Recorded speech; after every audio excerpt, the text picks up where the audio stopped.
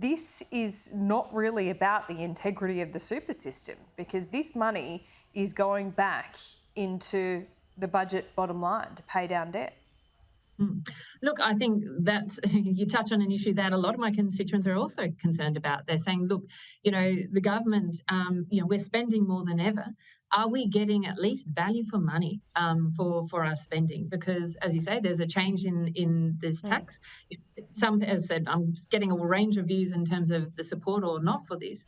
But that's my constituents are also saying, look, I work with government. I think they could be more efficient. Are they spending my money correctly? Or we've just spent billions and billions of dollars more on education. Are we getting the outcomes? But our outcomes are going backwards. Can't we focus our money on what makes a difference rather than just saying, well, we need more money to fix things? And I think that's exactly what my community really cares about.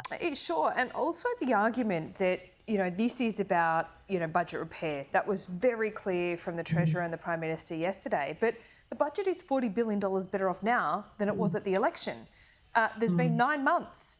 And Jim Chalmers yesterday on ABC said that, no, they didn't even think about this before the October budget. I mean, it just doesn't, it feels ideological.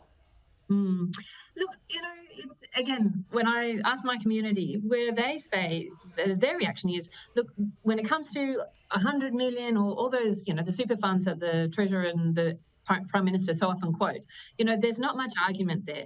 My community's concern is to say, look, if someone's got, $4 million and is already retired, they may plan their life based on what they thought was going to happen. And now this may make a material difference to their choices. And I think that's the piece that people are most concerned about. Yeah. Even if they support it, they're saying, well, look, this transition, and those people, not the 20, 30, $50 million, they're concerned about that group of people who are, in closer to the sort of $3 million bracket and the difference of a life that it will make. So those are their concerns. Yeah, they also feel very strongly that the public sector, defined benefit schemes should be absolutely treated equally in any change, because, most of my constituents go, well, wow, it would be great to be on a benefit scheme. Wouldn't that be nice? But we're not.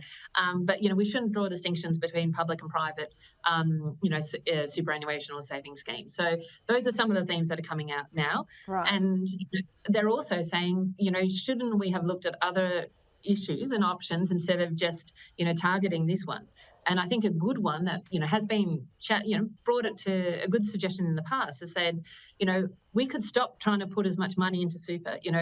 The Grattan Institute did a report a few years ago saying, we shouldn't raise the super guarantee to 12%, because frankly, what's happening is that, people's, it's suppressing real wages. It does contribute to the budget deficit, but also at the same time, it's for some people, they get a better quality of life when they retire than when they work. So we actually don't need to go that far. So, that's what I wish the government had done, is looked at a broader range of options rather than just this simple option at once. That is a big wish list. But look, the government will now go into the consultation phase with the funds that no doubt independents like yourself might be consulted as well. But we just heard from the Self-Managed Super Fund Association that, they're talking about indexation. Would that be at the top of your list for the government to look at that?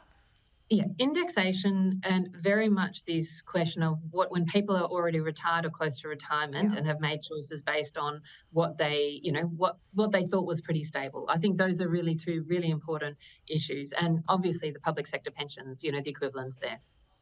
Okay, one last question on the defined benefit scheme. You said the public and private sector shouldn't, there shouldn't be that direct comparison drawn there. So what is your view on that? Should that, that legacy issue, people like Anthony Albanese get about $400,000 every year after they retire. Do you think that should be changed? Look, I think that they should absolutely be subject to the same tax, that this is. I think it is actually a fair question, to be honest, whether it does make sense for people to be on these defined benefits. But I appreciate people are also making their life choices, assuming that's what's going to happen. So it is hard to change people's lives once they've made decisions, for their retirement. And I think that's why this is a challenge for people, on that close to 3 million, so between the $3 and $5 million mark in particular, why this is a challenge.